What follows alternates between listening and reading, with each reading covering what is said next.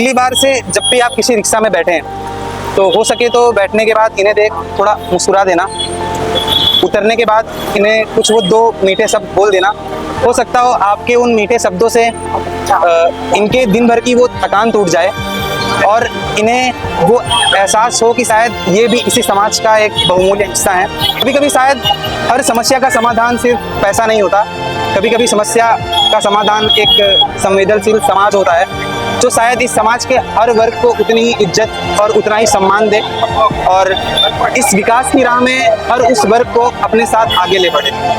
तो आज मतलब इन्हें देखने के बाद मैं जब इनसे प्रश्न पूछने आया तो मेरे अंदर एक्सपेक्टेशंस कुछ और थी कि हो सकता था कि मैंने ये सोच रखा था कि मुझे कुछ ऐसा सुनने को मिलेगा जो एक पेसिमिस्टिक लाइफस्टाइल और जो इनके जवाबों में एक दर्द जानने को मिलेगा।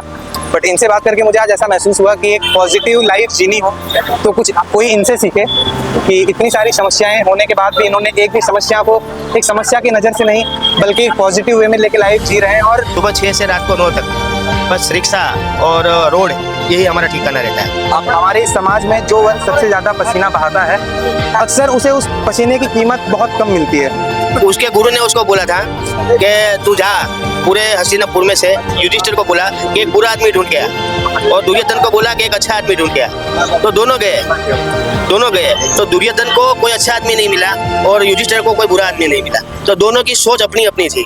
युधिष्ठिर अच्छा था तो उसको कोई बुरा आदमी नहीं मिला और दुर्योधन बुरा था तो उसको कोई अच्छा नहीं आदमी मिला। सबसे पहले आप सबसे आपका नाम जानना चाहता हूँ। आप लोग कितने सालों से रिक्शा चला रहे हैं?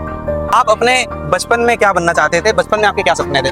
ऑटो चलाना मतलब आपका फैसला था या जिंदगी की मजबूरी? जिंदगी। आप लोग का एक आम दिन, एक नॉर्मल दिन आप लोग का कैसा गुजरता है? रोज आप लोग कितने घंटे रिक्शा चलाते हैं? दिन का वो सबसे मुश्किल समय कौन सा होता है जब आपको सवारियां नहीं मिलती? सबसे मुश्किल किसी दिन आप लोग को काम ना मिले तो आप लोग रात को घर जाते वक्त, खाली हाथ घर जाते वक्त कैसा महसूस करते हैं? नहीं, ऊपर परिवार और एक जिम्मेदारी, तो उस परिवार की जिम्मेदारी का बोझ आपको कितना लगता है? क्योंकि मतलब आपने अपने बच्चों को लेके क्या सपना देखा है? मैंने एक ऑटो ड्राइवर के जीवन में सबसे बड़ी समस्या क्या है ऑटो चलाते वक्त जो शायद तक हर ऑटो ड्राइवर महसूस करता हो? ये ओला, उबर और ये रैपिडो जो कंपनीज आ गई हैं, जो प्लेटफॉर्म कैपिटलिज्म हो गया है, तो ये ओला उबर कंपनीज आपके जीवन पे कितना असर डाल रही हैं? अब रात दिन मेहनत करने के बाद, पूरे महीने मेहनत करने के बाद, एक भी छुट्टी ना लेने के बाद, महीने के अंत में क्या आपको अपने लिए कुछ बचत हो पाती है? तो मान लीजिए कि अगर अचानक से कोई इमरजेंसी आ गई या आप बीमार पड़ गए, कुछ दिन काम पे ना जा पाए, तो वो जो बीमारी का खर्चा है या घर पे कोई बीमार पड़ गया तो वो खर्चे फिर कैसे निकलते हैं? उन्होंने बोला कि जब ऐसी कोई परेशानी आती है तो आप लोग को ब्याज पे पैसा लेना पड़ता है। तो क्या आपको याद है कोई एक ऐसा पैसेंजर मिला हो जिसके जाने के बाद आपको थोड़ा आपका ये मन दुख हुआ हो,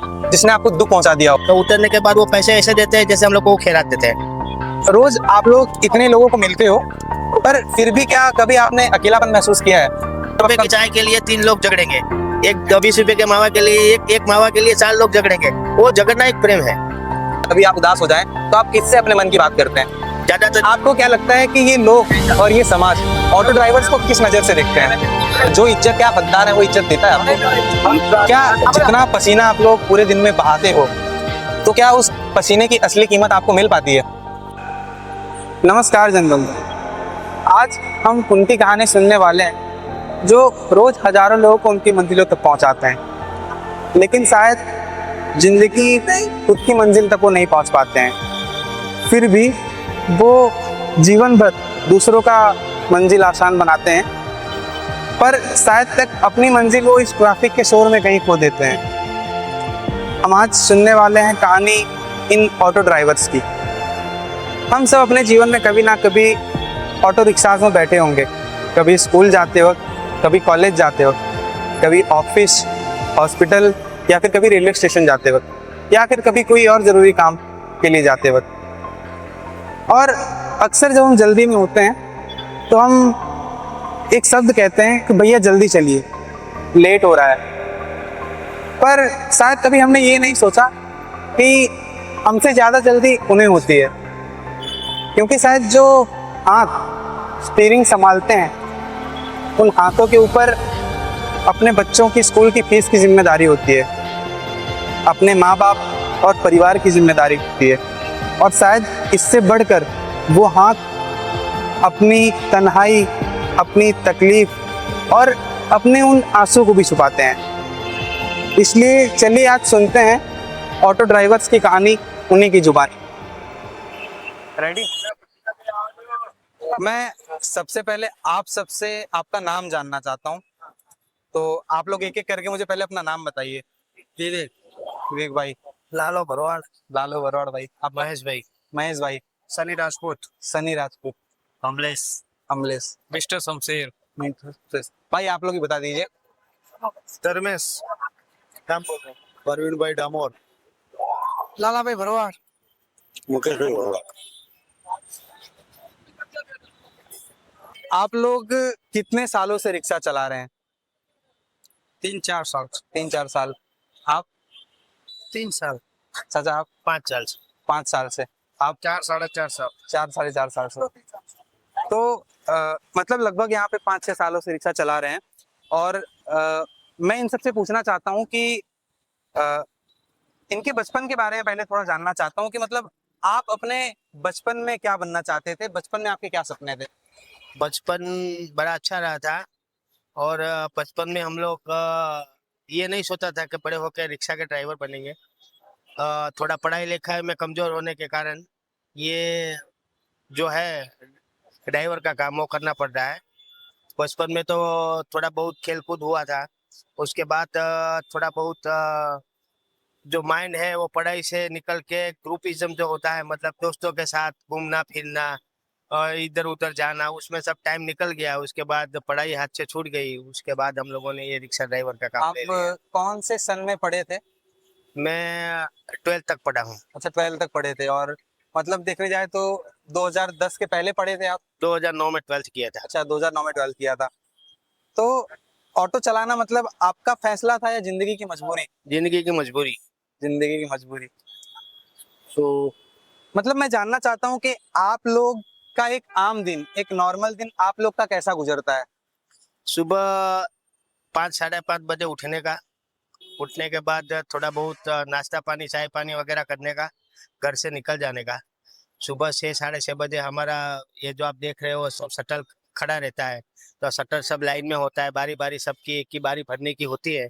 उसके बाद 6-7:30 तक सबकी बारी आ जाती है और अपना काम चालू हो जाता है। रूटीन डेली का जो है, पैसेंजर को बुलाना, बिठाना, उसको कहाँ जाना है वो पूछना, उसको लेके आगे तक जाना, वो जहाँ जहाँ जाना चाहता है वो अलग अलग स्टॉप पे उसको उतारने का, अलग अलग स्टॉप से दूसरे पैसेंजर लेने का।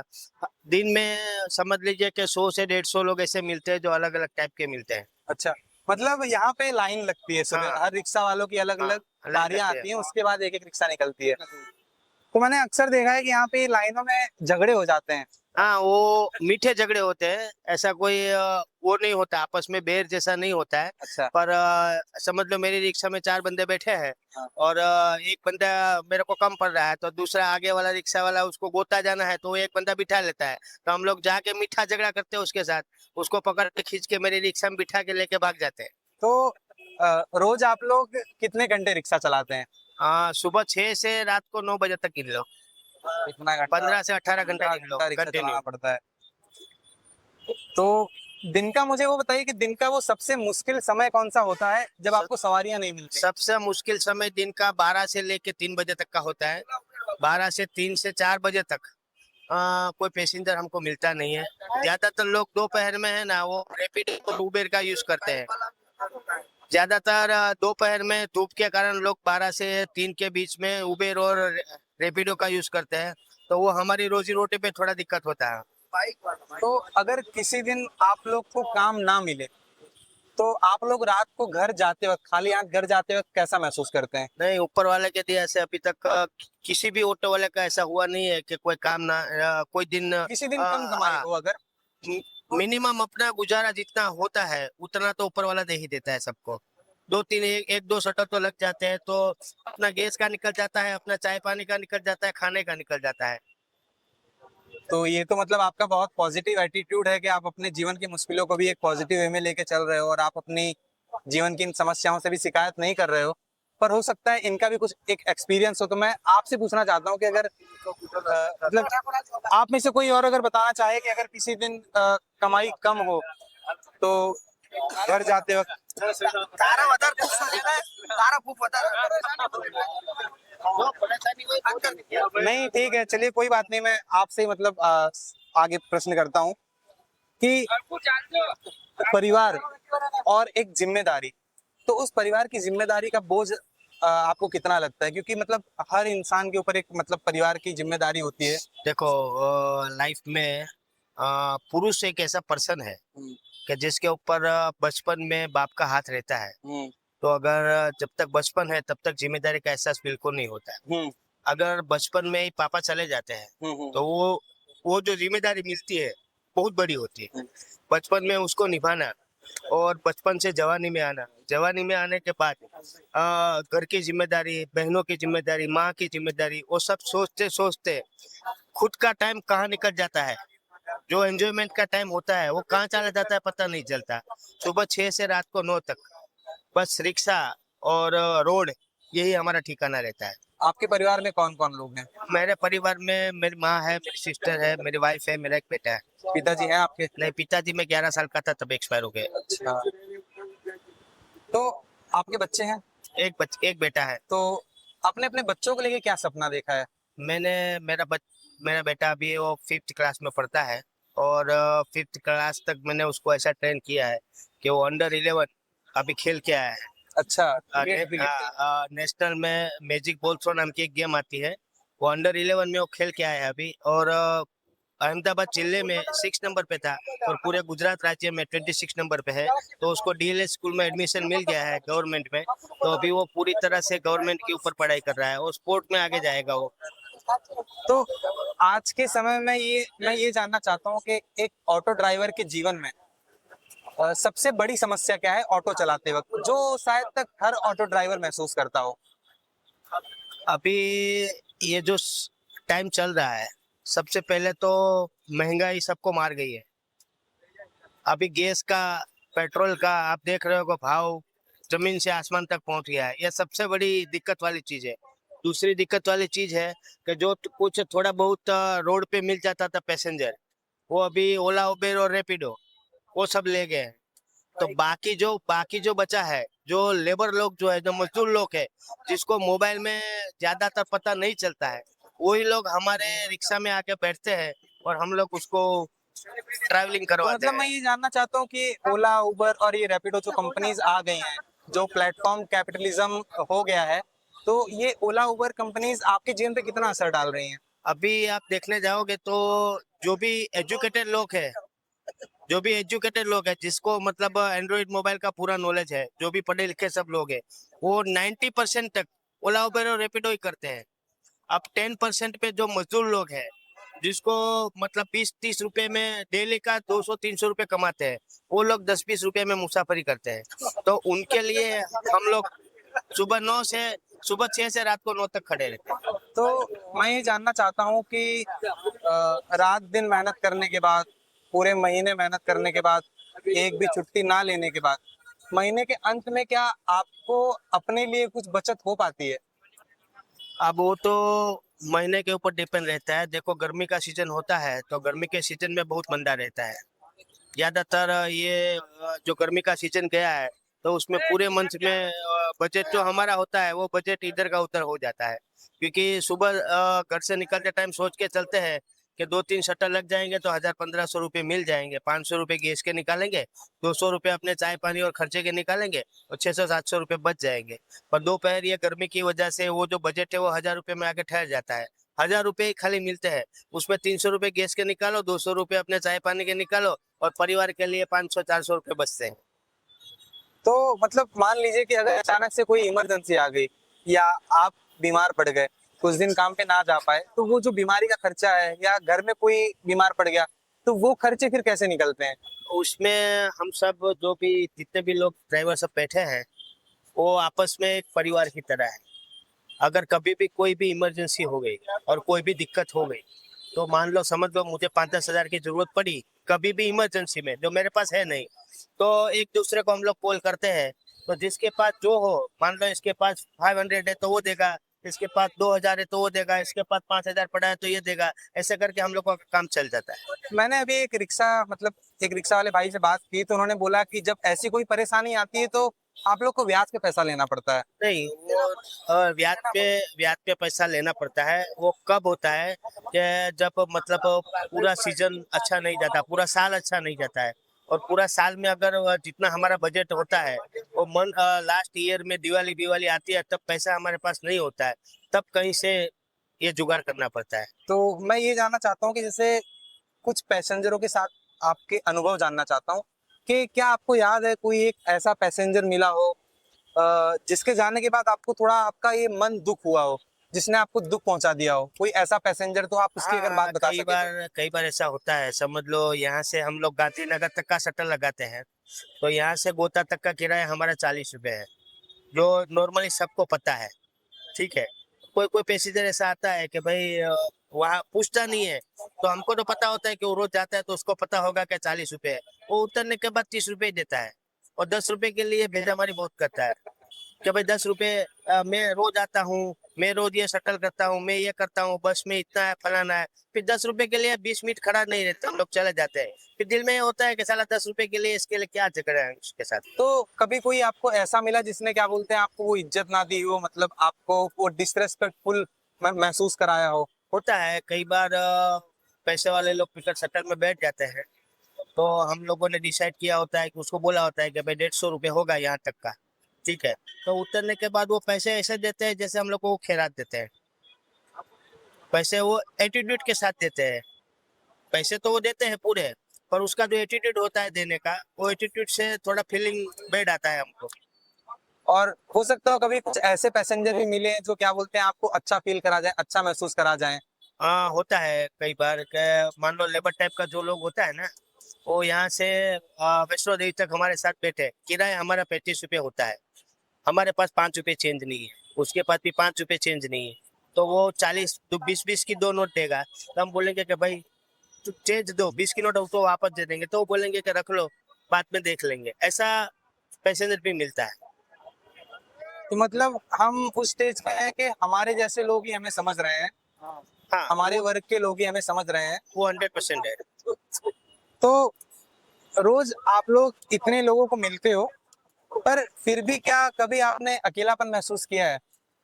अकेलापन तो कभी महसूस नहीं किया है, क्योंकि घर से निकलने नहीं के सर, बाद हर कोई करता है, हर कोई करता है। मतलब मैं एक ऐसा इंडिविजुअल इंसान हूँ कि मैं लाइब्रेरी जाता हूँ और मेरे आजू बाजू बहुत सारे दोस्त हैं, घर बट से मुझे भी अकेलापन महसूस होता है। घर से जब निकल जाते हैं, निकलने के बाद रूटीन अपने काम पे जड़ जाते हैं, और कभी कभार दोपहर में कोई पैसेंजर नहीं मिलता है और अकेले बैठे होते हैं, जब कोई साथ में नहीं होता है, तब थोड़ा बैड फीलिंग आता है कि साला ये कहाँ से बचपन में कुछ किया होता तो आज ये ऑटो नहीं चलाना पड़ता। ऐसा थोड़ी फीलिंग आता है, पर वो कभी कभार आता है। नहीं, ऐसा कभी नहीं लगा कि दोस्त कुछ मेरे कम रह गए या कुछ दोस्त छूट गए पीछे?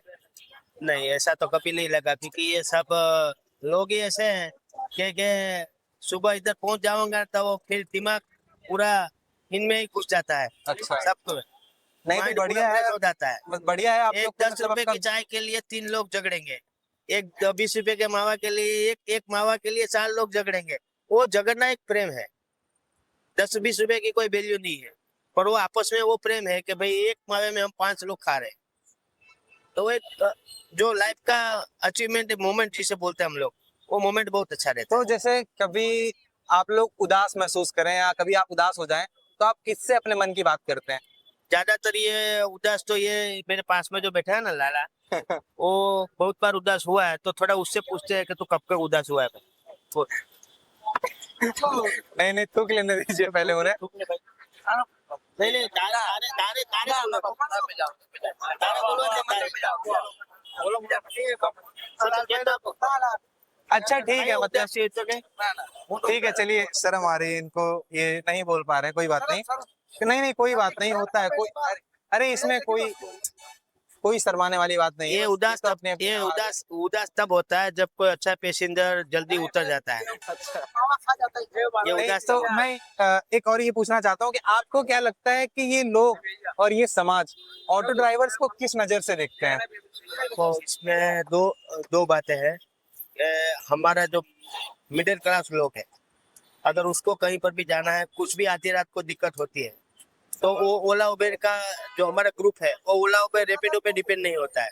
और रात को 1 बजे भी कॉल करता है कि भाई लाला मेरे को यहाँ जाना है इमरजेंसी है, तू आ जा। तो पैंट नहीं पहनते, चड्डा पहन के भी हम लोग चले जाते हैं। ठीक है, एक परिवार जैसा है सबका। और दूसरी बात के जो बड़े लोग हैं वो तो रात को कितने भी बजे जाएंगे तो उबेर करेंगे, ओला करेंगे, रैपिडो करेंगे। नहीं, ये लोग, ये समाज आपको किस नजर से देखता है? मतलब वो आपको जो इज्जत के आप हकदार हैं वो इज्जत देता है आपको? मिडिल क्लास जो लोग हैं ना वो इज्जत देते हैं, जो अपर क्लास है वो तो नहीं देते हैं, जो लोअर क्लास है उसको तो कुछ लेना देना होता ही नहीं। तो क्या जितना पसीना आप लोग पूरे दिन में बहाते हो, तो क्या उस पसीने की असली कीमत आपको मिल पाती है? ऊपर वाला दे देता है। ऊपर वाला दे देता है। तो ये एक बहुत ही पॉजिटिव बात है कि इन्होंने कह दिया कि ऊपर वाला दे पाता है। बट अगर हम देखने जाएं तो कुछ थियरीज भी हैं जो कहती हैं कि हमारे वर्ग में, हमारे इस समाज में जो वर्ग सबसे ज्यादा पसीना बहाता है, अक्सर उसे उस पसीने की कीमत बहुत कम मिलती है। तो हम इन सब से, मतलब इस चीज से तो हम सब राजी होंगे कि शायद, क्या बोलते हैं, आपने बोल दिया ये बहुत बड़ी बात है, बट अक्सर आपको उस पसीने की असली कीमत नहीं मिल पाती है। एक आमिर खान का एक पिक्चर आया था, 3 इडियट्स। ऑल इज वेल, सब सही होगा। किसी दिन नसीबों को मुझे पॉजिटिव लोग मिले। तो मैं ये चाहता हूँ कि अगर आप इस सरकार या इस समाज, आपको ये सरकार और ये समाज क्या अपनी लगती है? देखो, अब एक परिवार जैसा है पूरा इंडिया, जो भारत पूरा देश है, वो हम सब एक ही है। हिंदू, मुस्लिम, सिख, ईसाई कोई भी हो, कोई भी जाति हो, कोई भी धर्म हो, हम सब एक जैसे ही है। जो मजदूर है, जो पैसे वाले हैं, वो अपनी जगह पे है, मजदूर अपनी जगह पे है। सबका अपना खुद का काम है और सब अपनी अपनी जगह पे सही है। हमारी जगह जो हमको ऊपर वाले ने दी है, हम लोग वहाँ पे सही है। अब किसी को इज्जत देना है नहीं देना है वो उसके ऊपर डिपेंडेंट है। हमारा काम है वो हम ईमानदारी से करते हैं, ऊपर वाला शाम को सब दे देता है। तो अगर आपको आज अपने इन ऑटो ड्राइवर भाइयों को कुछ संदेश देना हो तो आप क्या देंगे? मैं ये सब भाई को संदेश अगर देना है तो एक ही बात बोलूंगा कि जिंदगी में कभी भी नेगेटिव मत होना। ठीक है, पॉजिटिव में वो ताकत है जो कुछ भी आप कर सकते हो। पॉजिटिविटी अगर आप में रहेगी ना तो आप 0 से हीरो तक जा सकते हो। यही मेरा कहना है। अगर कभी कोई दिन ऐसा हो कि पूरा दिन कुछ भी ना मिले तो दूसरे दिन 2 गुना 3 गुना भी मिल जाता है। तो ये पॉजिटिविटी आप रखना, हिम्मत मत हारना, एक दूसरे का साथ हाँ, देना। साथ देना। और जो भी है ऊपर वाला ने जो भी दिया है वो बेस्ट है, वही सोच के चलो। और अगर आप आज इस समाज से कुछ कहना चाहते हो या इस समाज को कुछ संदेश देना चाहते हो? मैं ये समाज को एक संदेश देना चाहता हूँ। जैसे डॉक्टर है तो डॉक्टर की एक डेजिग्नेशन है कि वो डॉक्टर है। इंजीनियर है तो इंजीनियर की भी एक डेजिग्नेशन है, इंजीनियर है। तो वैसे भी ड्राइवर की भी एक डेजिग्नेशन है कि वो ड्राइवर है। ठीक है, हमारे अहमदाबाद की ऑटो दूसरा कोई नहीं चला सकता। जैसे ये हम लोग चलाते हैं वैसे दूसरा ड्राइवर नहीं चला सकता। समझ में आया? तो हमारी ड्राइवर की जो डेजिग्नेशन है वो भी एक लेवल पे है, अलग ही लेवल। नहीं, तो जैसे आपने ये अहमदाबाद, आप लोग अहमदाबाद के ड्राइवर हैं, तो मेजरली क्या बोलते हैं, चलिए मान लीजिए साणंद से कोई ड्राइवर आ गया या पाटन से कोई ड्राइवर आ गया, राजकोट से कोई ड्राइवर आ गया, वो इंसान क्या बोलते हैं, अहमदाबाद मतलब पूरा जिला, तो वो उसमें सब गाँव आ गए। अगर वो इंसान क्या बोलते हैं यहाँ पे अब रोजी रोटी ढूंढने आया है, तो आपके हिसाब से क्या वो यहाँ रिक्शा नहीं चला सकता? नहीं, ऐसा नहीं है, ऐसा नहीं है। यहाँ से लाइन में देख लो आप, सब रिक्शा खड़ी है और सभी यहाँ के लोकल नहीं है। कोई धोलका से है, कोई साणंद से है, कोई विरमगाम से है और कोई पाटन से है। ऐसे सब जगह से सब मिल के रहते हैं।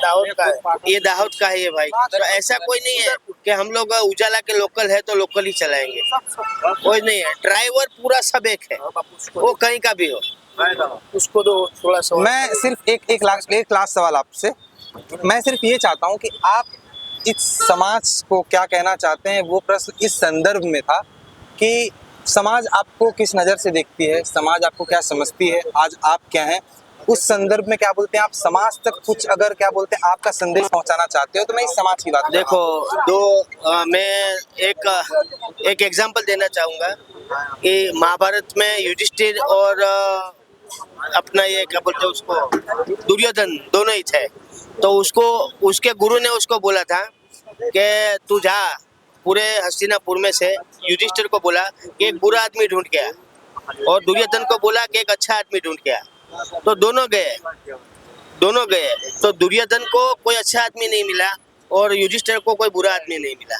तो दोनों की सोच अपनी अपनी थी। युधिष्ठिर अच्छा था तो उसको कोई बुरा आदमी नहीं मिला, और दुर्योधन बुरा था तो उसको कोई अच्छा नहीं आदमी मिला। अभी इसमें समाज समझ जाए।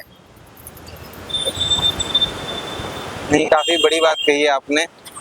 और मेरा कहने का मतलब अपना अपना नजरिया है, जो जिस नजरिए से देखेगा उस नजरिए से पता चलेगा। तो आज मतलब इन्हें देखने के बाद मैं जब इनसे प्रश्न पूछने आया तो मेरे अंदर एक्सपेक्टेशंस कुछ और थी कि हो सकता था कि मैंने ये सोच रखा था कि मुझे कुछ ऐसा सुनने को मिलेगा जो एक पैसिमिस्टिक लाइफस्टाइल और जो इनके जवाबों में एक दर्द जानने को मिलेगा।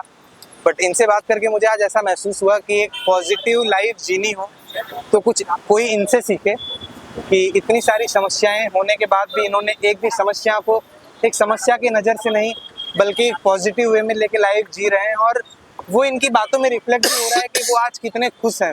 तो मैं अपनी इस वीडियो के माध्यम से अपने इस समाज को यही कहना चाहूँगा कि अगर हमें भी जीवन जीना हो तो हम भी अपने एक आम जिंदगी को कुछ ऐसे ही नज़रियों से देख सकते हैं और हमेशा एक खुशहाल जीवन जी सकते हैं।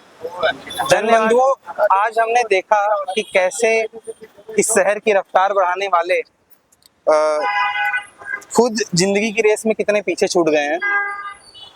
शायद इनके बारे में हमने पहले कभी इस नज़रिए से सोचा नहीं होगा, पर इसलिए अगली बार से जब भी आप किसी रिक्शा में बैठें तो हो सके तो बैठने के बाद इन्हें देख थोड़ा मुस्कुरा देना, उतरने के बाद इन्हें कुछ वो दो मीठे शब्द बोल देना।